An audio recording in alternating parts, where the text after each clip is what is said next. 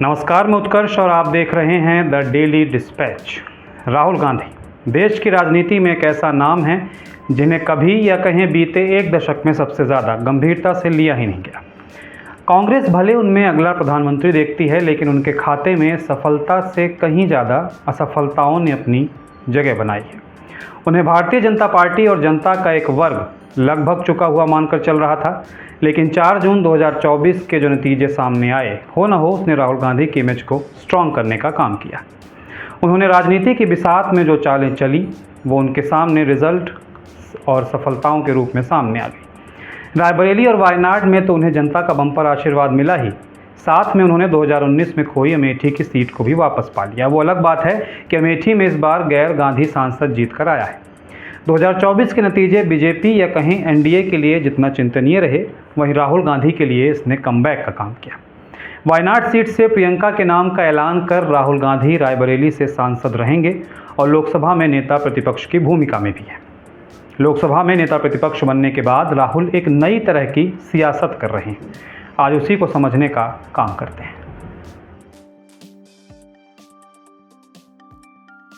पिछले एक दशक से विपक्ष के पास नेता प्रतिपक्ष के लिए पर्याप्त नंबर्स न होने के चलते यह पद उतना मजबूत नहीं रहा। इस बार कहानी दूसरी है। विपक्ष 234 सीटों के साथ पिछले एक दशक में सबसे ज़्यादा मजबूत स्थिति में दिख रहा है, तो वहीं राहुल ने अपने दम पर इस बार कांग्रेस को अकेले 100 सीटें दिलाई हैं। यह हालांकि बीजेपी के सामने नाकाफ़ी है, लेकिन इसने राहुल को सत्ता से सीधा टकराने की एक ताकत दी है।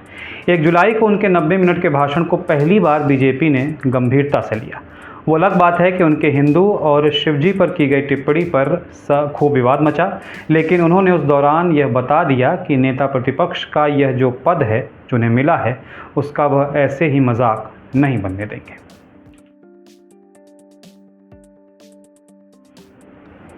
राहुल गांधी के साथ बीते एक दशक में सबसे ज़्यादा शिकायत उनके चुनाव के बाद या बीच में छुट्टी लेकर विदेश चले जाने की होती थी। बीजेपी ही नहीं, कई राजनीतिक पंडित भी इसे नॉन सीरियस की संज्ञा देते थे। जब उनकी पार्टी को उनकी सबसे ज़्यादा या कहीं अधिक आवश्यकता थी, या जब ऐसे मुद्दे थे जिनका उनकी पार्टी लाभ उठा सकती थी, तो वे काम से गायब थे या लंबी छुट्टियों पर थे। इस बार इसे भी वह बदल रहे हैं। सबको अंदाज़ा था कि 2024 के नतीजों के बाद राहुल इटली या कहीं और छुट्टी पर चले जाएंगे, लेकिन इस बार ऐसा हुआ नहीं। राहुल गांधी ने इसके बजाय एक राजनीतिक यात्रा कार्यक्रम तैयार किया और सभी को चौंका दिया। उन्होंने नेता प्रतिपक्ष और एक सांसद बनने की अपनी जिम्मेदारियों को इस बार समझा है। मणिपुर, असम और रायबरेली इसके ताज़ा उदाहरण हैं।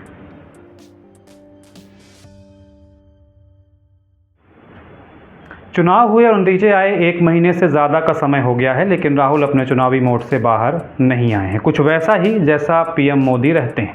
मोदी और बीजेपी के बारे में कहा जाता है, और जो सत्य भी है, कि यह पार्टी या नेता हमेशा इलेक्शन मोड में रहते हैं। राहुल भी कुछ वैसी ही चीज़ अपना रहे हैं।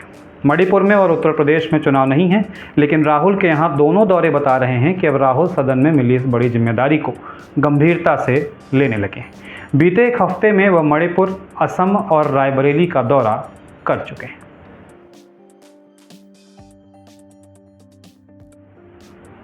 मणिपुर में हिंसा हो या असम में बाढ़ और अब हाथरस में भगदड़ से 121 मौतों का मामला, राहुल गांधी बीते दिनों तीनों जगह पहुंचे। हाथरस भगदड़ में लोगों की मौत के कुछ दिनों के भीतर ही रायबरेली के सांसद पीड़ितों के परिवारों से मिलने के लिए पहले अलीगढ़ और फिर हाथरस गए।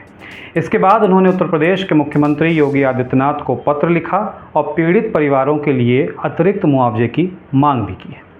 कांग्रेस नेता की इस तरह की 2 अन्य यात्राएं उनकी रणनीति की एक झलक देती हैं, एक बाढ़ से तबाह असम की और दूसरी हिंसा प्रभावित मणिपुर के राहत शिविरों की। राहुल गांधी ने बार बार मणिपुर को लेकर केंद्र सरकार को घेरने की कोशिश की है। राहुल गांधी ने यह मुद्दा उठाने की योजना बनाई कि वह वहां जाएंगे जहां प्रधानमंत्री नहीं जाते हैं। राहुल ने बताने की भी कोशिश की है कि देखिए, मैं नेता विपक्ष होने के नाते लोगों से मिल रहा हूं, पर मोदी पीएम होते हुए एक बार भी यहां नहीं आए।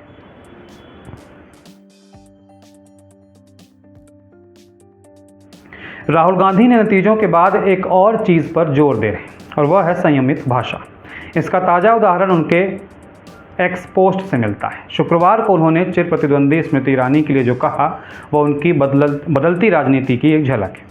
उन्होंने एक्स हैंडल पर लिखा कि जीवन में जीत और हार दोनों होती हैं, मैं आप सभी से अनुरोध करता हूं कि कृपया श्रीमती स्मृति ईरानी या किसी अन्य नेता के लिए अपमानजनक भाषा का इस्तेमाल करने या बुरा व्यवहार करने से बचें। लोगों को नीचा दिखाना और अपमानित करना कमज़ोरी की निशानी है, ताकत की नहीं। उन्होंने ये एक्सपोस्ट कांग्रेस के तमाम कार्यकर्ताओं को चेतावनी के तौर पर भी किया है। इस पर हालांकि स्मृति ईरानी का कोई जवाब नहीं आया है। राहुल का यह एक्सपोस्ट इसलिए भी ज़रूरी है क्योंकि उन्होंने बीते कुछ सालों में जिस भाषा का प्रयोग किया उस पर कई लोगों ने आपत्ति जताई थी।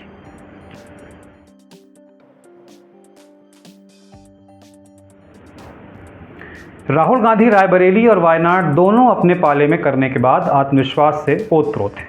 लोकसभा में 1 जुलाई को दिए भाषण में उन्होंने सीधे अमित शाह और नरेंद्र मोदी को चुनौती दी है। सदन में ललकारते हुए उन्होंने कहा था कि हम आपको गुजरात में हराने वाले हैं। राहुल गांधी ने प्रधानमंत्री को चुनौती दी कि उनके गृह राज्य गुजरात में भाजपा की हार होगी। अब वह इससे पीछे हटने का कोई संकेत भी नहीं दे रहे। भले बीजेपी अभी भी गुजरात में सबसे मजबूत पोजीशन में हो, लेकिन राहुल ने बता दिया कि वह इस किले को कमज़ोर कर सकते हैं। हालांकि इसके लिए राहुल को मेहनत करनी होगी, पुरजोर मेहनत करनी होगी, पर नेता विपक्ष और सांसद के तौर पर उनकी वापसी बताती है कि वह अपने पुराने वाले राहुल को छोड़कर नए राहुल के साथ आगे बढ़ना चाहते हैं। राहुल गांधी के लिए हालांकि सफ़र लंबा है। उन्होंने सांसद और नेता प्रतिपक्ष बनकर सफलता का स्वाद तो चखा है, लेकिन देश की जनता के बीच विकल्प के रूप में उभरने के लिए उन्हें अभी और मेहनत की ज़रूरत है। तो आज के लिए बस इतना ही। फिर एक नए वीडियो के साथ आपके सामने फिर हाजिर होंगे। तब तक के लिए नमस्कार।